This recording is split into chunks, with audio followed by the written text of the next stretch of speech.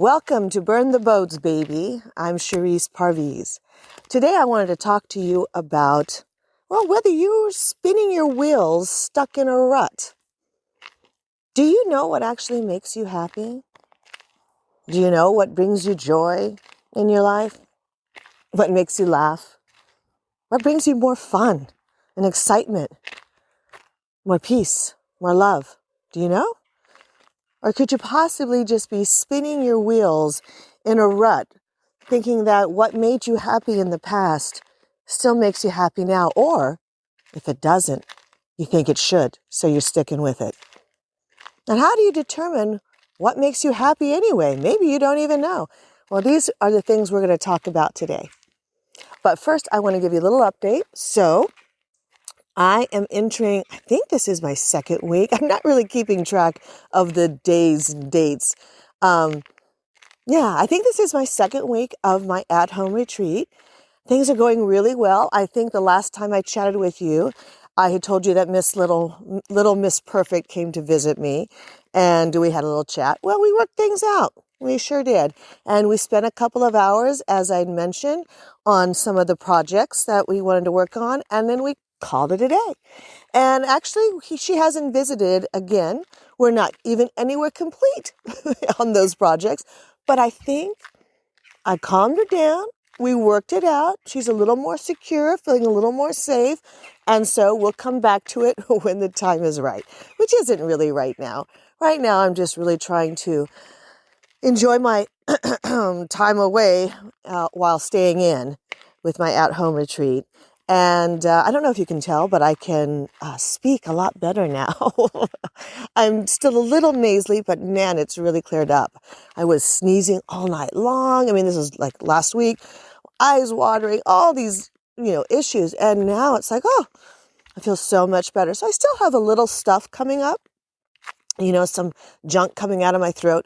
And a lot of that is really what I'd mentioned also last time I spoke was, I believe it was last time we chatted, detoxing, right? And getting rid of stuff. And when things are coming out of our body, they come out through all the ways they come out, all the ways we excrete stuff out of our body through our nasal passages. And so right now, even though my nose is clear, my throat's kind of got a lot of gunk in it. Oh no, isn't this fun to learn and listen to all this? But these are the things, if you decide to go, or if you've experienced this, or if you decide to go and you've never really done a full cleanse, and then these are just experiences I'm sharing. So you go, oh wow, what is this? And so you don't get freaked out thinking something's wrong with you when you start to have experience these die-off reactions, which are just completely normal. And you just baby yourself, give yourself some time and some rest. So this morning I felt really good. Well, actually, that's a lie. I didn't. When I first got up this morning, I had a really terrible headache. And I thought, oh my gosh, it was just a real pressure headache. And I thought, I think I might have to go back to bed. I said, well, wait, let me just drink some water.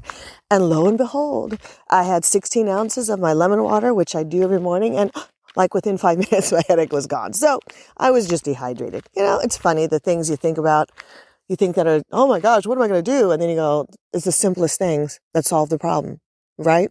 We overcomplicate things a little too much sometimes. Well, okay, maybe you don't.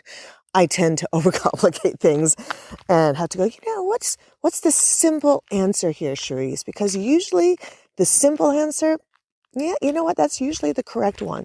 That's usually the one you want to follow is the simplest answer. If it's not, at least try the simplest answer first, the simplest solution. Try that first. More than likely, that's going to be the answer. And if it's not, okay, but at least try it first. Anyway, so that is my update. Feeling good. My headache is gone. A little bit of gunk in my throat. But other than that, I have a lot of energy. Been feeling really good. The weight loss has slowed down. Excuse me. So I think I've lost another 2 pounds. So I guess it hasn't. Well, I was losing like a pound a day. So it's kind of died down. I think I lost 2 pounds this past week. Lord, I need to keep track of my days. I am keeping it track in my journal, but it's just not in my brain. So anyway, so that's fine. The thing is it's steadily coming off. And I guess I lost all the water weight I needed to lose, and so there might be still some more, but mostly it's steadily coming off. And I'm seeing a reduction in inflammation all over my body, just a swelling and inflammation. My face is slimmer. My tummy is flatter. My abs are showing again. My muscles, my arms have slimmed down. Even all of that has slimmed down because I'm releasing and reducing the inflammation in my body. So yay for that. So all is well. And that is it for my update on my at-home retreat. It is cold this morning. We are walking on our path. And oh my gosh, it's like fall. I'm loving it. All right, so let's get to today's topic. Are you in a rut? And do you even know what it is that makes you happy? Are you just spinning your wheels on what used to make you happy or what you think should still make you happy? And how would you know what makes you happy anyway? So when I talk about happiness, let me preface that. And, happiness to me, I like to use the word more joy than happy, because happy to me is more of a fleeting emotion, right? Oh, that makes me so happy, right? Let's go and do something fun. Oh, that was happy, but it's a happy face. It's an emoji. And you can have happy times, which are wonderful. But to me, again, happiness just seems fleeting. It's a conditional feeling. Something was fun, something made you happy, and then it's gone, right? But joy is really what I want to talk about. I use the word happy, but the truth is it's really joy. Something that even through the tough times, it's that thing that just makes you go, oh, I don't know. That makes me go, oh, because sometimes words don't express the joy that I feel in doing what I'm doing, right? And so happy, fleeting, it's great to feel happy, right? When you lose those few pounds, you're like, oh, I feel happy. When you lose the joint pain in your knees, oh, I feel happy. When you have, completed some goal or some intention, there's a moment of happiness. And then it usually fades. And then you're back to the grind again. But what if really we can seek for joy that is always there underneath? Always there, ready to just express itself in your life, right? So even through the difficult times, even through the not so happy times, there's always that joy that's in our heart. So how do we discover what it is that brings us joy, right? Not just happy, fleeting emotion, but deep down joy. Though, again, fleeting moments of happiness are good too. There's nothing wrong with that. But so what is it? What is it? How do you know? Well, I can tell you from my own experience, when I closed down my performing arts school, I was not in a place of happiness and certainly no joy. I was in a place of just burnout. I was sick. I was hospitalized because the stress in my body was just overwhelming. And I remember that there was a time when I was really, really happy in my studio. About the first 3-4 years, it was a blast, right? But towards the end, I just hated it. No, I loved the kids, don't get me wrong. I mean, that's what kept me hanging in so long, even though, for 8, almost 9 years, hanging on so long onto the studios, because I adored the kids, and they did bring me joy. But honestly, the misery of my studio was just, it was awful, and it was overwhelming, and I knew it was time to leave. So when I left, right, and as you know, if you've been listening to these episodes, we closed down my school during COVID, and then we moved to almost across the states, across the nation. We went to Arkansas, not quite across, but a little more than center, a little more east and center from California. So it was a huge adjustment and change. So we stayed in an apartment for a year, and it was like a blank slate, right? I did have some feelings of anxiety of just trying to come down. I couldn't even think about the studio because of any time I thought about it, I would get anxious. So, but that was aside, I was no longer doing that. So I thought to myself, what do I do now? I mean, I literally do not know what to do. I hadn't been dancing for a long time, even though I was teaching dance, But that's very different than actually dancing yourself. You know, it's just I didn't know what made me happy anymore. And I certainly didn't know what brought me joy. And my husband and I, we recommitted our relationship. And, while that was a joyful moment, there was still not a lot of, there was still some unpleasant, unhappy times because we were healing. We were healing from 20 years of a broken marriage. So, it didn't like just, woo, everything's great overnight. We knew we made a joyful decision, but it always didn't feel happy. It didn't always feel happy because we were still working through some pain. We were healing. And healing, just like detoxing on a at-home retreat, isn't always pleasant. You get headaches, you feel sick to your stomach. You feel tired, right? There are things that are just not happy moments. There are some, but they're not all when you're in the process of healing. And so we, in our marriage, were in a process of healing, so not all the times were great. Though I knew in the end it would be, right? That we'd get through it. So there was joy there, but certainly not a lot of happiness, not all the time. Though there were some times, because we were almost like newlyweds in a way. We didn't have any kids anymore. Our kids were grown. We had them, always have kids, but they were grown. And we kind of did everything backwards because when we got married, I already had 2 kids from a previous marriage, right? 2 children. And Michael, and then we had the one together. But Michael, took us all in. I mean, and he, of course they have their father, but Michael really, helped raise them and really loved them like their own. So all 3 of our kiddos, he loved them equally. So he, we kind of did everything backwards in this sense. And then, so now when they were gone, well, we had a whole new start, right? And it's like, well, what do we do? Where do we go from here?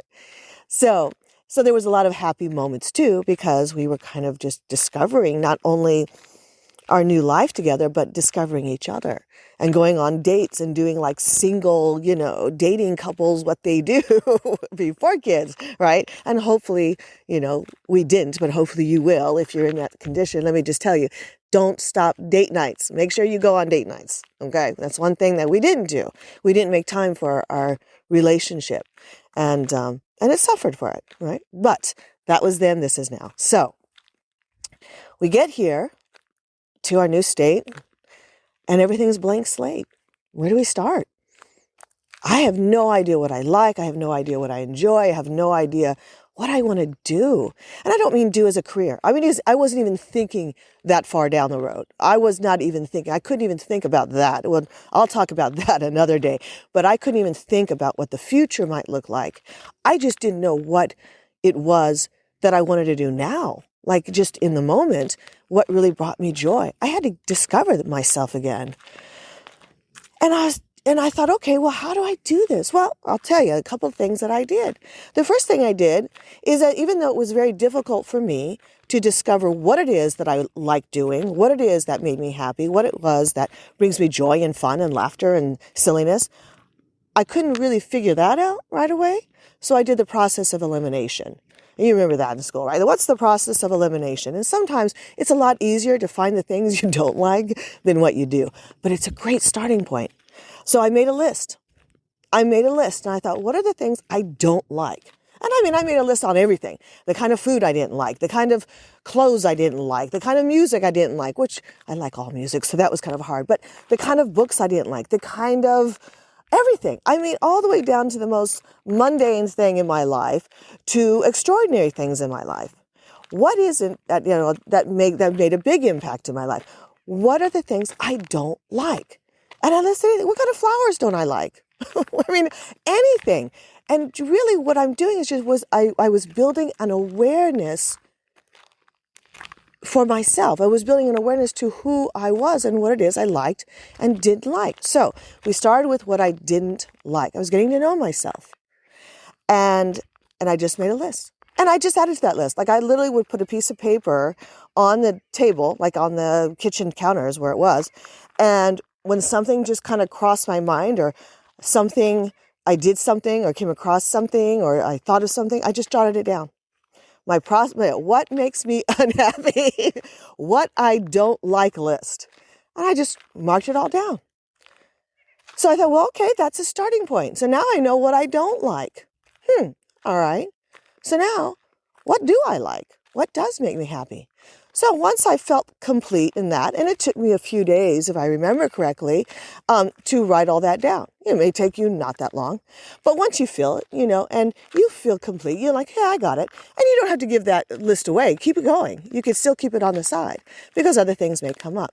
But once you feel that right now, in that moment, you're complete, you've gotten all the stuff you don't like out of you, and you may end up just going on a rant and just like, I know everything I don't like. And you may vomit all over the page. That's okay too. Keep that page, but just set it aside for a moment.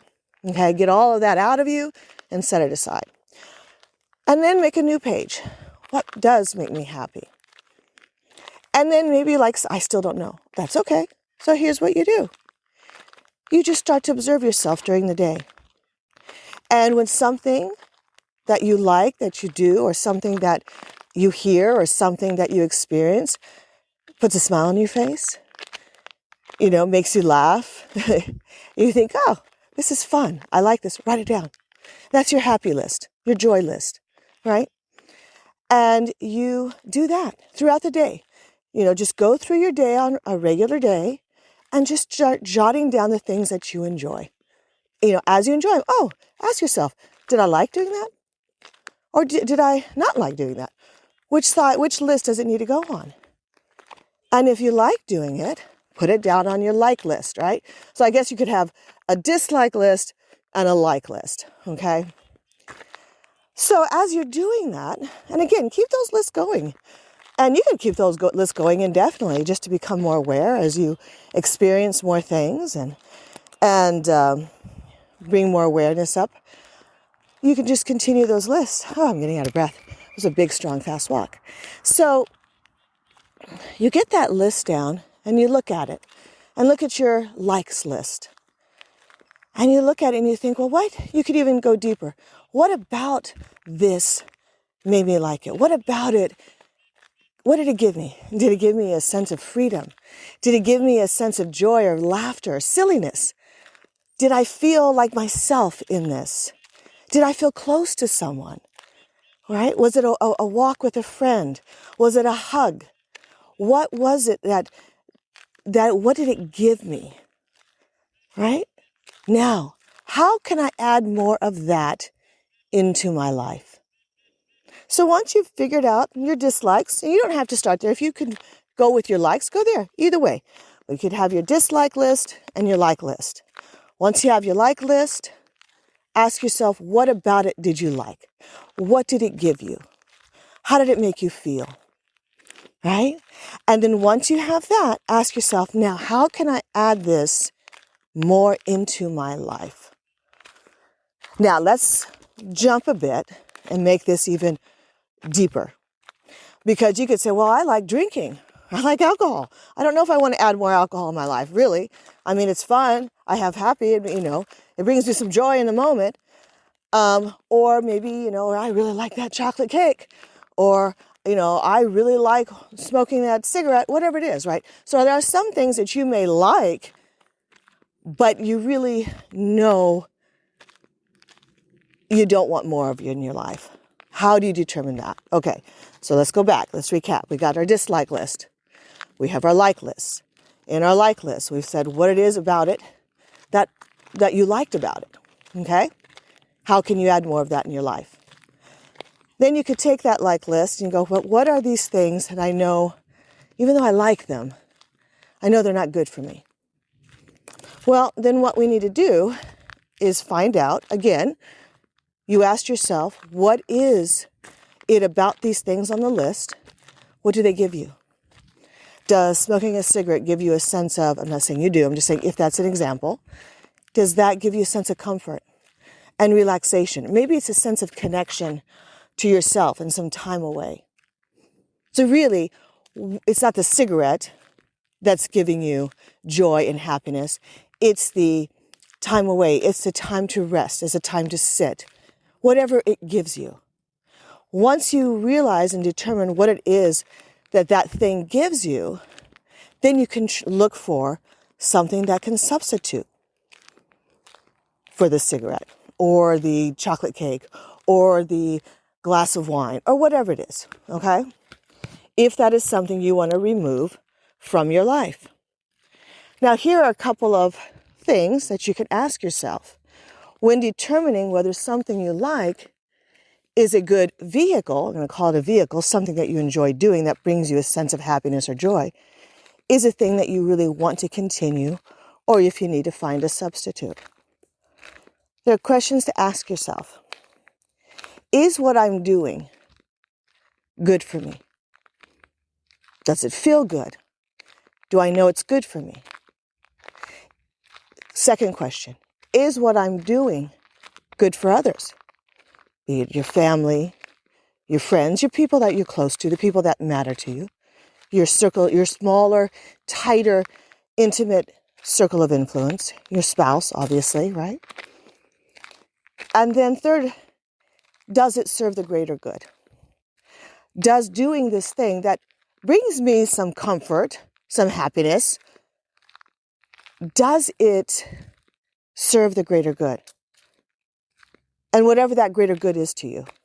It could be the greater good of in your church, the greater good of your community and your neighborhood, right?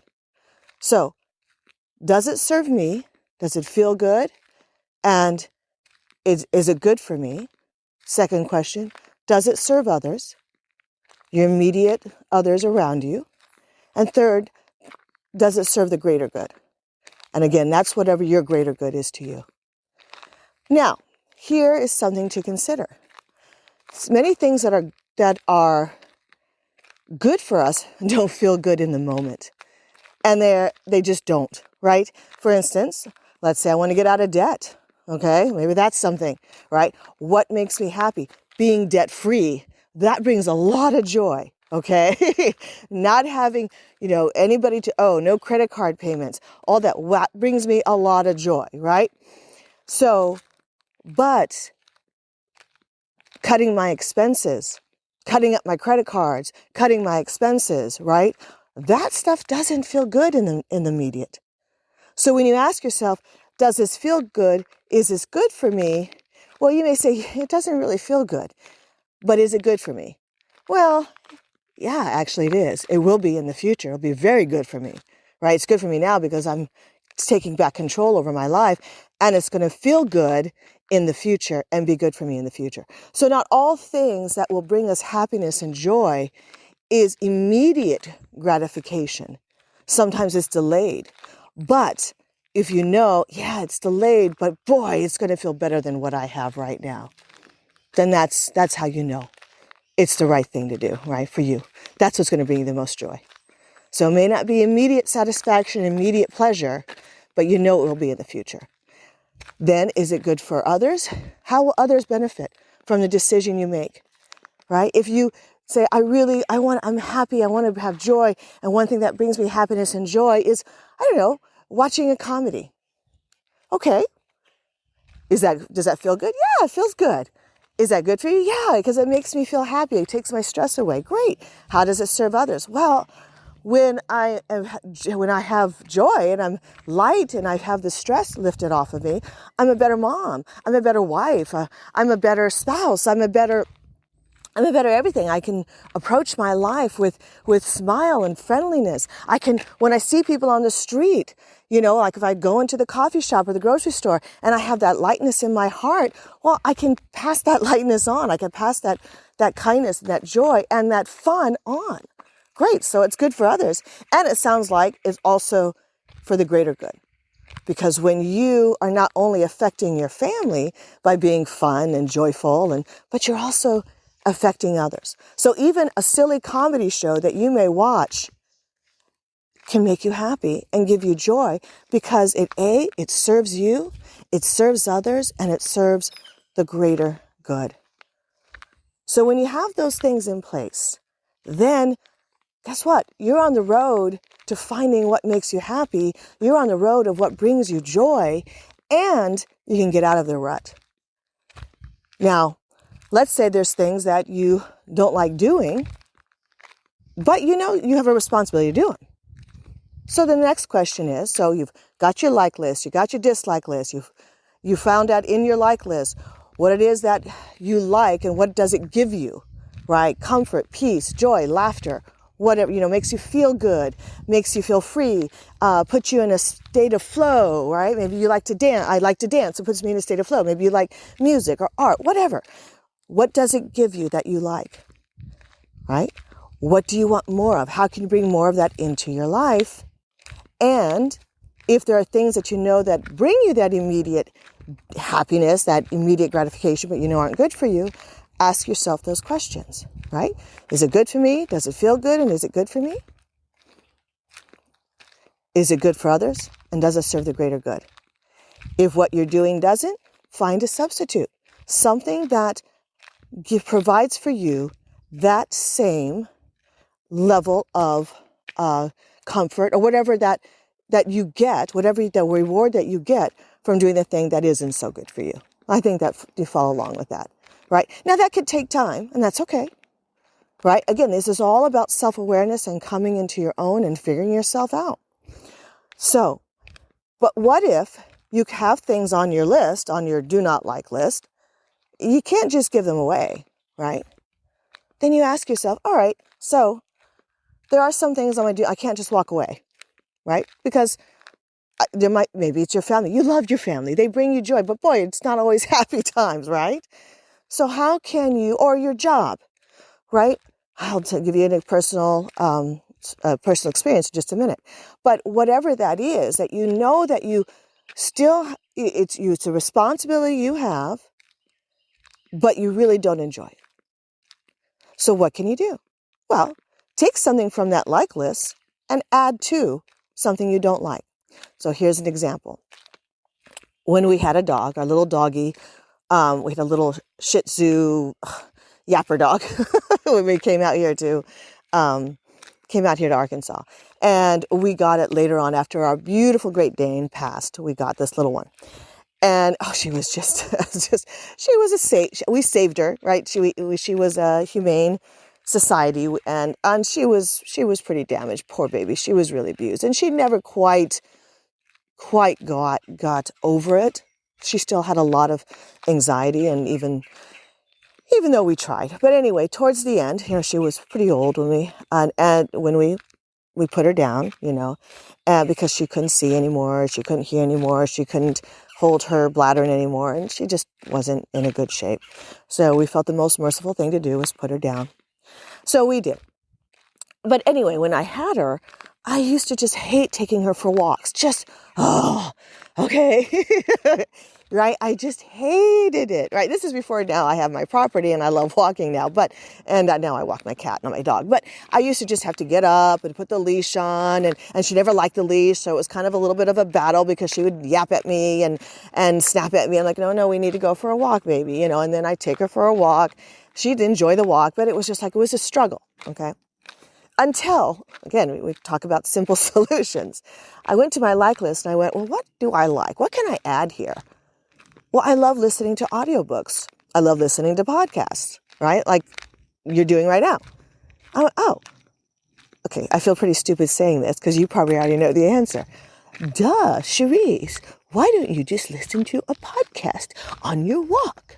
Oh, oh, yeah. So I started doing that, or an audiobook, right?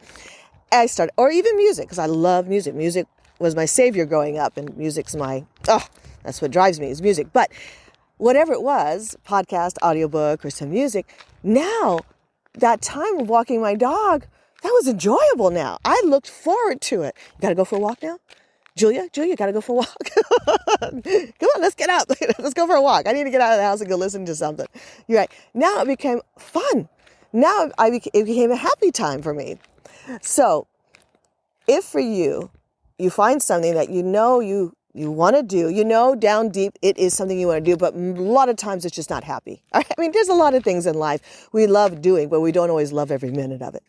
Okay. How can you make it fun? How can you bring it joy? How can you bring more of what you like on your like list to the thing that you don't like doing? Cleaning house when the kids were little, trying to get them to do their chores. Oh my Lord. It's like pulling teeth. So I would make a challenge out of it. All right. I'd put the timer on. Let's see who can get done before the timer goes off. And we had fun, right? Or put on some music or dance around the house or whatever while you're doing chores. Now you're taking something that's enjoyable and fun and adding to that which isn't enjoyable and fun. So going back to my own experience, let's say with my studio, the first 4 years, 3 or 4 years of being at my studio, I loved. I was doing all the things I loved doing, all the things that brought me happiness, all the things that brought me joy. I was dancing. I was still dancing, made time to dance.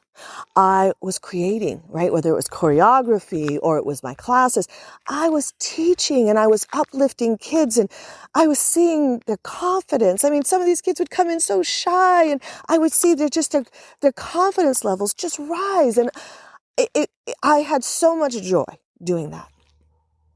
And I just felt, just every day blessed by that experience. And then I'm going to cry, I'm sorry. But I guess it was so meaningful to me that time. But around year 4 or 5, I was told I actually had to start running a business. Okay. Meaning what I was doing was, is it going to be a hobby? If not, we're losing money. I don't mean my husband or anything. This was like people, you listen to all the experts, right? Yeah, okay. And then all the experts saying, well, now you need to start making money. Now you need to start blah, blah, blah. Now you need to start thinking about your competition and on and on and on and on and on and on. And then my entire mindset changed. Now I was like, I still loved my kids and I still loved my classes and all of that. But now it was like, now I was on the treadmill. Boy, I had to be better. I had to be better. I had to be better. I had to make sure I made money. I had to make sure we had to cover all the bills, which of course you do. But I had to make sure we did that. I had to make sure we had all this. And then I spent most of the time, I think I mentioned to you, working 18 hours a day, 7 days a week, and not just on my classes. After the first few years, your classes are pretty set. You may add in things because I'm always adding in things because I love learning new things and I bring that to my students, just like I do with my clients and what have you. And hopefully what I will be bringing more to more of you here. But my time, what consumed me was I have to run a business. I have to run a business. And then because I was consumed with that, all the joy that I had in my studio was gone. I still loved being there with the kids. And when I let myself be in the present moment when I was teaching my classes, it was just like everything just dropped from me. My shoulders dropped down to my knees because they were, raised up high to the sky. They were so tense. And I felt that this was where I belong at that moment. But that moment was an hour. You know what I mean? It was a class. But the business was all the time. And I was miserable. And that's why I said when COVID hit and I'm like, I need to use this time. And I decided that I wasn't going to reopen the school, because it brought me too much anxiety and it was no longer fun. It was no longer enjoyable. And it was so hard because I loved my kids. And I loved my parents. I did. I was just blessed to have great kids and great parents and even the adults I taught. I loved them all. But I couldn't handle the 90%. I wish that could have said that was 90% of my day, but it wasn't. 90% of my time was spent on running the business. I couldn't go back to that. When I became wiser, which I am, I will continue to grow in wise. I'm not all wise, but I am wiser than I was then. If I had really just said, okay, what is it that I don't like about running my school? It would have been the business portion. And then maybe what could I have done differently to eliminate the things that I don't like while still keeping what I love? Well, simply, I could have possibly hired someone. I knew I was a little broke at the time, right? Because again, I was still trying to build a business, but there would have been ways I could have done it through bartering or free classes or whatever. But I never even looked into that. Partly because I felt like, well, I have to do it all myself, right? It was kind of like I have to do it, or maybe because I had to prove something to myself, or it was just I was a control freak, quite honestly, and I didn't want to give up the reins. But I made myself miserable. And maybe if I'd made that adjustment, If I made one adjustment to something I didn't like, then the process, the whole thing would have been enjoyable again. So that's another thing. If there is something that you don't like, but you know, I do want to do it, but I don't like this aspect of it, what can you do to make it more enjoyable? Again, it could be as simple as walking the dog and putting in earphones, or it could be something like delegating to somebody else the portion you don't like or the portion you're not good at, and only doing what you want.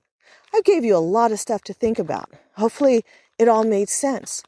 Now, in the end, I look back when I came here, now that I am wiser, I don't think the studio was where I wanted to stay anyway, because now that I am wiser, I know that I would run it differently now. And the first thing I would do is get help. But I don't really have that calling on my heart to open up another performing arts school. I mean, sometimes I miss the babies in their tutus and tap shoes, I have to admit, or their little costumes and acting class. I mean, and showcase time, recital time, all that. Those are fun times, seeing the babies like that. But not enough. It's not enough to start it over again. So, and that's what I moved into what I'm doing now, which is coaching and in health and wellness and life and relationships and energy healing and all that. So, a lot of stuff I gave you today. This is a longer podcast than normal. But again, how do you get out of your rut? How do you get out of your rut and find the things that bring you happiness and joy? You can do process of elimination, make a list. Then you can make a list of what things you do like and determine of those things you do like, why do you like them? What do they give you? What do they give you? Then, once you have those things that you like and what they give you, and you want to add more into your life, determine which of these things are things you need to find substitutions for by asking the 3 questions. Is it good for me, or will it be good for me? And will it feel good to me? Is it good for others? And does it serve the greater good? If you can say yes to all of those things, then that may be something you want to keep. If you have something on your dislike list, but you want to keep doing it, you just dislike some portions of it, how can you take things from your like list and add them to the dislike list? I know, that's a lot to think about. But you've got this podcast, rewind it, take notes, and I'll put the transcript. I'm trying to find a better transcription service because the one I currently have is really bad. Although it could have been because of my cold, and now that I can speak a little clearer now, maybe it can pick up more of my voice. Anyway, so get out of your rut. Find what brings you joy. Find what brings you happiness. Find what makes you laugh and fills your life. Life is too short to live it sitting in a rut, spinning your wheels. Don't do it. Don't do it to yourself. Don't do it to your family. Remember, be a leading lady. And a leading lady leads herself first and then is able to influence and lead others through her love and through her influence and through her joy. And you could be the influence. Well, you will be the influence. Let's be honest. We all will. Whether we believe it or not, we will influence generations that come after us. How do we want to influence them? And that all begins with what you do right now for yourself. What you decide for yourself will start the chain reaction. So, make your list. Dislike, like list. And then see how you can bring those likes more into your life. All right, that is it. This podcast was long, but have a beautiful day. Have a wonderful day. Feel free to reach out at my website at contact@shariseparviz.com. Again, this should be on Spotify by now. I think so. Well, if it's not, it will be. It just means we had some technical difficulties, which we're still working out. But anyway, have a beautiful day. And I look forward. Share your likes. Share your likes with me. I look forward to hearing about it. All right. Be well. Bye-bye.